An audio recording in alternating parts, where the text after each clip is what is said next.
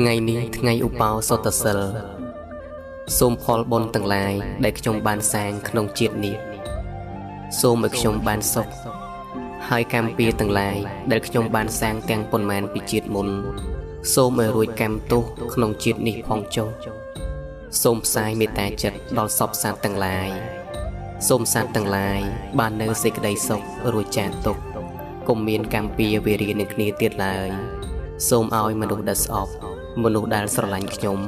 បាននៅសេចក្តីសុខសេចក្តីចម្រើនរកទទួលទានមានបានមានសេចក្តីសុខស្ងប់គ្រប់គ្នាណដ្ឋេសន្តិបរាំងសុខខាំងពុំមានសេចក្តីសុខដតីណាក្រៅអំពីសេចក្តីស្ងប់ឡើយសូមអនុមោទនា